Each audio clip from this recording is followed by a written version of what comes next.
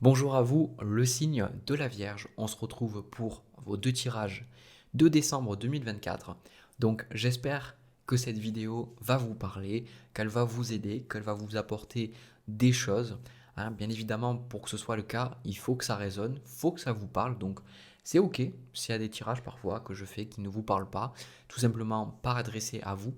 N'hésitez pas à revenir les mois suivants ou bien à regarder vos autres placements astrologiques. Voilà. Alors, le signe de la Vierge, pendant que j'étais en train de mélanger, j'ai eu le valet de bâton qui est sorti et j'ai eu aussi le chevalier de coupe qui est sorti. Et pour moi, en fait, ça m'a vraiment donné cette sensation qu'il y a un projet. Et déjà, je sais que le mois précédent, je m'en souviens du titre, il y a vraiment cette idée qu'il y a un projet, il y a quelque chose qui vous tient à cœur et que là, ça ressort, quoi. Donc j'ai la sensation que vous avez un gros potentiel, il y a vraiment quelque chose aussi qui est fort. C'est ça que je ressens, c'est un projet de cœur. C'est quelque chose que vous avez envie de faire et c'est quelque chose auquel vous réfléchissez depuis longtemps. C'est pas une lubie, c'est pas un truc qui vient comme ça et qui repart en disant ouais, je pourrais faire ça, je pourrais faire ça. Non. Pour moi, il y a vraiment l'idée que c'est quelque chose qui est là en vous et qui veut s'exprimer. C'est l'élan du cœur avec le chevalet de coupe. Et pour moi, encore une fois, souvent quand je fais mes guidances, vu que je fais toujours du poisson vers le bélier, je fais l'inverse de la roue astrologique, eh bien je me rends compte qu'il y a des messages qui ressortent à travers les différents tirages que je peux faire. Et ce que je ressens, c'est que le mois de décembre, il y a cette énergie d'arriver à suivre son intuition, suivre ses envies, même si les gens autour peuvent aller à l'encontre ou même s'il y a des réelles conséquences financières, relationnelles, etc., etc., de se dire, ok, j'y vais et je vais prendre cette décision et je vais incarner quelque chose qui est dans mon cœur, matérialiser quelque chose que j'ai là, le sortir en fait de ma tête, de mon esprit et le matérialiser dans quelque chose de concret. D'ailleurs, au niveau des cartes, alors j'ai pris deux tarots, j'ai pris le Rider-Waite-Smith et le tarot de Marseille. Et là, vous avez le couple, l'empereur avec l'impératrice. Et au niveau de votre conseil, vous avez aussi le magicien. Donc on est dans cette énergie d'ancrage, ancrer quelque chose, ancrer. Autant l'empereur, il peut être, dans ses défauts, peut être trop matérialiste, trop attaché sur le concret, autant l'impératrice, ici, ça apporte un côté beaucoup plus doux, beaucoup plus créatif, beaucoup plus féminin. Donc il y a cette idée de prendre quelque chose de féminin, donc on prend un désir, une envie, un rêve, quelque chose qui est intérieur, et le matérialiser dans du concret. Et le magicien, c'est celui qui a les outils, celui qui se dit, ok, quand je visualise quelque chose, je peux l'avoir. Donc là, clairement, pour moi, je réitère mon message que j'avais eu le mois dernier, je ne sais pas qu'est-ce que c'est que vous avez envie de faire, mais il faut le matérialiser.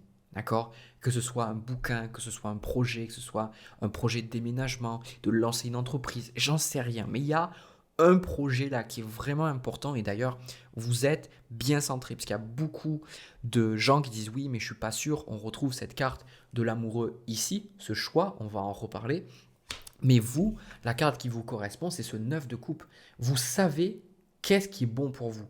Nous ne sommes pas dans une énergie où vous vous dites ok je sais pas ce qu'il me faut, en fait vous savez ce qu'il vous faut mais ce que vous voulez faire ne rentre pas en adéquation, ne rentre pas en harmonie avec peut-être les désirs de votre partenaire, les désirs de la société, les désirs peut-être de votre famille. Il y a ce côté, pour ancrer ce projet-là, c'est aussi accepter bien que vous serez perçu négativement. Il y a comme ce côté, si c'est un point noir, je ressens, il y a comme ce côté, peut-être qu'avec le 6 de coupe ici, pour pouvoir vraiment ancrer ce que vous voulez faire, il y a peut-être un besoin d'être moins présent pour certaines personnes avec ce 6 de coupe. Pour vraiment incarner ce 6 de coupe, cette joie de vivre et ce don de soi, peut-être que vous allez aussi devoir choisir et de dire ben non, parce que on prend l'exemple d'un bouquin, c'est l'exemple que j'avais pris le mois dernier si je ne m'abuse, c'est cette idée que vous n'aurez pas le temps de dire non, je ne pourrais pas venir parce que là, je dois travailler sur mon projet. Et c'est dur pour vous. On voit que c'est dur pour vous avec ce 5 de coupe parce que ça vous demande de sacrifier certaines choses et vous ne voulez pas. Vous ne voulez pas sacrifier certaines choses. Sauf que pour vous, c'est évident. Donc, c'est ça la difficulté de ce mois. C'est que vous savez exactement qu'est-ce qu'il faut faire, mais ça demande de d'accepter les conséquences de vos actes. Et il y a une carte dans un oracle c'est l'oracle des dragons, je crois. J'ai souvent utilisé, hein. Et cette carte des amoureux me fait penser à ça. C'est-à-dire, si vous décidez, vous sacrifiez aussi, quoi. Et le truc, c'est que là, par rapport à tout ça, bah, c'est compliqué. Parce que c'est choisir le cœur. Hein, l'as de coupe, choisir le cœur, et c'est pas simple. Et en même temps, ce 6 de coupe, ça montre que c'est quelque chose qui est profondément ancré en vous. Pour certains, c'est le 6 de coupe qui rappelle toute la nostalgie, le passé. Eh bien, là, ça me fait vraiment ressentir ce côté que c'est pas quelque chose qui vous surprend, quoi. C'est pour moi un projet que vous avez mis depuis trop longtemps de côté, quoi. Et moi, le message que j'entends, alors après, personne ne vous oblige à quoi que ce soit, mais je sens que c'est le bon moment pour vous pour le matérialiser. Peut-être qu'avant, vous n'étiez pas prêt ou prête parce qu'il vous manquait certaines choses, mais là, aujourd'hui, vous êtes totalement légitime et vous êtes totalement dans le juste, quoi. C'est le meilleur moment. On retrouve d'ailleurs, avec ce 5 de coupe, le 10 de coupe, bah, le sentiment de solitude que vous allez percevoir auprès de votre famille. En plus, étant donné qu'on est dans les périodes de fête, bah, quand vous allez peut-être parler de ce que vous voulez faire ou pas, je ne sais pas, ça va être compliqué parce que vous avez l'impression de passer pour la personne qui veut foutre la merde en fait. Vous savez, imaginez, vous avez une situation et en gros vous avez une structure qui est établie avec votre partenaire, avec la famille, et là vous exprimez que vous voulez faire quelque chose d'autre et les gens vont vous poser des questions, dire mais pourquoi tu fais ça? Pourquoi tu fais pas ça? Pourquoi tu fais pas ça? Et donc on va appuyer sur ce sentiment de culpabilité parce que l'axe Vierge-Poisson est un axe d'utilité, de service qu'on voit avec le 6 de coupe ou encore le 6 de denier. Et là, forcément, c'est compliqué pour vous. Vous allez dire, ah, mais peut-être que je suis égoïste, peut-être que... Non, vous n'êtes pas égoïste. Non, loin de là, vous pensez à vous. Et quand vous pensez à vous, ben, pensez aussi à ce projet, à l'impact que ça va avoir sur les gens. Alors sans parler d'égocentrisme, de ce côté de se voir beaucoup plus grand que ce qu'on est, c'est ce qui est certains vont dire oui mais attends ce projet j'en sais rien ça va marcher etc. Pensez à qu'est-ce que ça va apporter parce que pour moi on est vraiment dans l'idée que ça va apporter des choses aux autres, d'accord, directement ou indirectement. Donc là l'ermite avec la lune et le 2 de bâton, bah, il y a cette notion d'isolement, cette notion de ne pas être compris, cette notion de doute, de peur, de crainte, dire mais peut-être qu'en fait je fais n'importe quoi, peut-être que ce que j'ai décidé de faire c'est pas la bonne chose, peut-être que il ou elle ont raison. Il y a vraiment cette notion de doute qui revient. Mais dans le fond vous doutez, mais je veux dire, vous savez ce qui est bon pour vous, hein. La carte de l'étoile ici, pour moi, c'est que c'est juste, quoi. C'est quelque chose en plus que vous êtes venu vivre, c'est quelque chose que vous êtes venu incarner, quoi. Quand on parle de cette notion de réalisation, souvent les sphères spirituelles, c'est le fait d'incarner la divinité sur Terre. Là, on touche sur un de vos objectifs de vie, d'un de vos objectifs d'incarnation. Et pour moi, l'étoile, c'est que c'est juste. Donc il y a ce sentiment de, quelque part, vous allez devoir vous applaudir tout seul ou toute seule dans la pièce, mais vous allez pour l'instant être seul. Donc vous allez vous sentir très seul. Vous allez dire, ben, personne croit en moi, personne croit en mon projet, ou peut-être une ou deux personnes, mais vous allez vous sentir très coupable, quoi. Parce que sur le papier, il n'y a rien qui justifierait de faire cette chose-là. Mais dans le fond, c'est ça, quoi. Et là, on vous dit, encore une fois, c'est le meilleur moment, quoi. Allez-y, faites-le. Hein. On voit d'ailleurs au niveau bah, des cartes suivantes, il y a le 7 de coupe, mais il y a ce chevalier de coupe. Hein. Dans l'ordre est plutôt plus pertinent comme ça. En fait, même si vous allez douter, dans le fond, vous allez toujours revenir vers ça, quoi. Vous allez toujours revenir vers ce projet, toujours revenir vers ce désir. Ça va pas s'effacer, en fait. C'est ça le truc. C'est que vous culpabilisez en vous demandant, quelque part, c'est une forme de boîte noire, des fois, nos proches ou la vie ou la société. Et vu que c'est très mal vu de ne pas être aimé de certaines personnes, et vu que on nous a pas enseigné comment nous aimer nous, et ben on a tendance à chercher l'approbation des autres, et l'approbation des autres, c'est un peu comme une boîte noire, et tout ce qui est à l'extérieur de cette boîte noire ne nous permet pas d'avoir de la reconnaissance, de l'amour. Donc, quand on est en dehors de cette boîte noire, ça peut créer du stress, de l'anxiété, mais en même temps, c'est aussi en dehors de cette boîte noire, en dehors de ces limites qui nous ont été imposées souvent par notre éducation, par les expériences qu'on a pu avoir, les jugements que les autres ont eu à notre égard et que nous avons aussi intégrer et nos propres jugements parfois très durs que nous avons eus à notre égard, eh bien, à un moment donné, de dire ben non, voilà, ça c'est chevalier de coupe. Vous pensez peut-être que quelque part votre désir, et je pense que c'est ça qui a fait que ce désir-là n'a pas encore vu le jour, qu'il n'a pas encore été réalisé, parce que vous cherchiez une solution depuis des années pour vous dire comment est-ce que je peux faire ce projet, tout en gardant l'amour de mes proches, tout en étant accepté, tout en faisant en sorte que les gens ne me jugent pas ou ne me rejettent pas, ne m'abandonnent pas, etc., etc. Mais le fait est, c'est que vous êtes arrivé à un moment de votre cheminement que il n'y a pas de solution possible pour y arriver. À partir du moment où vous faites des choses hors du cadre, vous êtes hors cadre. Hein, ça, c'est une énergie très uranienne en fait. Hein, Uranus, sortir du cadre, faire quelque chose d'autre. Qu'est-ce que vous avez derrière? C'est le chariot. Pour moi, vous allez avancer. Hein. Là, il y a l'impératrice et l'empereur, même s'il y a une phase de doute, vous allez incarner. Vous allez, même si vous allez dire, bah ouais, c'est bizarre de lancer ça à la fin de l'année, mais clairement, pour moi, il y a un truc qui démarre. Et vous allez vous dire, ben j'y vais. Et vous, qui là, vous êtes dans le doute, vous allez dire, ouais, j'ai pas confiance, tout ça. Souvent que la Vierge est dans la réflexion, la suranalyse, là, vous allez y aller, quoi. Vous allez y aller. Je sais pas qu'est-ce que vous allez lancer, mais vous allez y aller. On a le valet d'épée, donc encore une fois, l'apprentissage, le 7 de bâton, voilà. Voilà, c'est ça, c'est le même message, c'est vous commencez quelque chose de nouveau et forcément, il y a le regard extérieur, les gens qui vont vous critiquer, tout ça. Mais là, on parle de réussite en acceptant les injonctions extérieures. Donc préparez-vous à ça et peut-être aussi ce que vous avez travaillé ces dernières années, c'est d'accepter de déplaire. Et peut-être que maintenant que vous êtes plus à l'aise avec le fait de déplaire, eh ben, vous pouvez lancer ce projet. Voilà. Voilà moi ce que je vois pour vous, c'est un tirage juste incroyable. Je pense que c'est le meilleur tirage que j'ai eu hein, depuis longtemps pour votre signe. Et même c'est mon préféré parce qu'on sent ce truc, quoi, ce cœur là qui bat et qui dit mais allez maintenant vas-y fais-le quoi. Il n'y a plus rien qui te retient quoi. Ce qui te retient c'est les broutilles quoi. Autant il y a des moments où on voit dans les tirages où il y a vraiment des choses qui peuvent bloquer. Là en fait la voix elle est dégagée quoi. C'est juste des fourmis en fait. Vous allez passer et c'est bon quoi. Vous voyez ce que je veux dire? Bon, j'aime les fourmis, hein. On ne marche pas dessus, mais vous comprenez l'image. Voilà.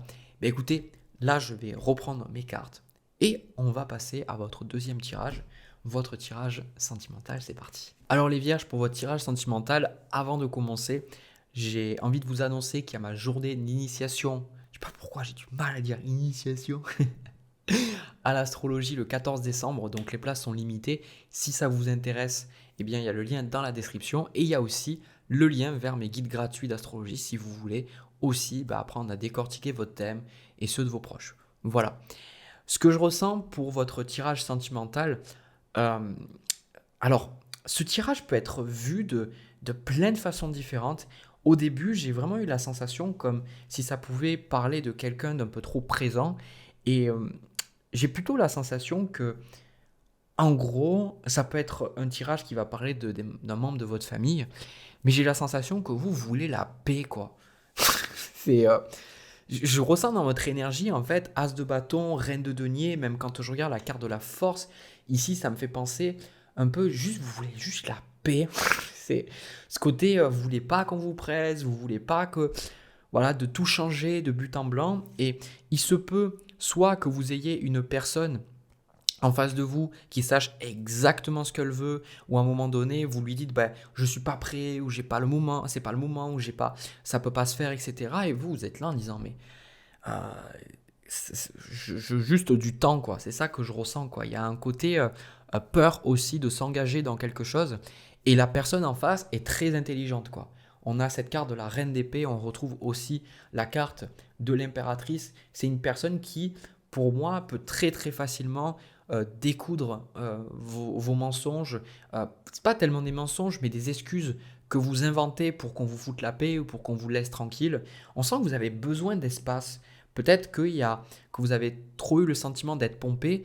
Après, je ne sais pas si sentimentalement c'est une personne avec qui vous allez vous mettre, d'accord? Mais j'ai la sensation comme si vous êtes drainé, quoi. On a pourtant cet as de bâton, cette envie de démarrer quelque chose, mais pour moi, dans mon ressenti, ça vous demande beaucoup d'énergie. surtout les niveaux des intentions de la personne en face, elles sont très pures, hein. On ressent quelqu'un de bien intentionné, l'étoile avec le chevalier de bâton, mais ça me fait penser, vous savez, à un gamin hyper actif, quoi, qui est toujours là, qui fait ouais, allez, allez, donc allez, vas-y, viens, on joue. Puis après, vous allez jouer et vous êtes là, bon, ok, on se pose, puis après, hop, elle vous envoie un message et tout.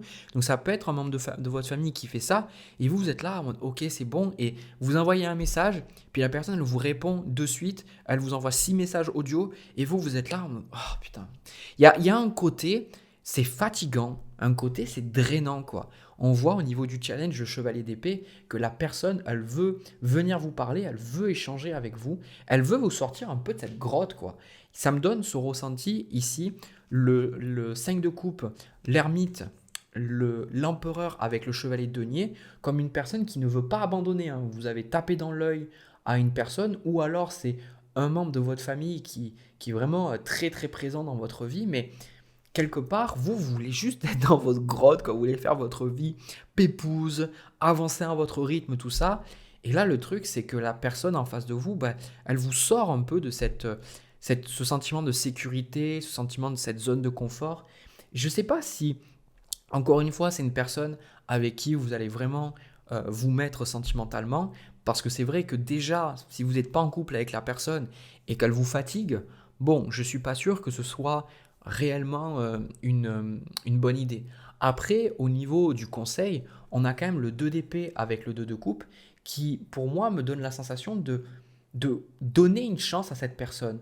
Parce qu'on voit l'ermite qui, lui, s'isole et on retrouve le 2 de coupe qui, au contraire, ce sont deux personnes qui vont se rencontrer. On est aussi dans le chiffre 2. Donc, il y a ce côté où peut-être que la personne, elle est drainante pour vous parce que vous, comme si vous vous donniez pas. C'est comme, c'est pas se donner dans le sens, voilà, je suis gratuit. Non, c'est pas ce que j'ai de dire. C'est comme si vous mettez beaucoup de murs, beaucoup, beaucoup de murs. Et à un moment donné, bah, les relations, elles sont lourdes pour vous.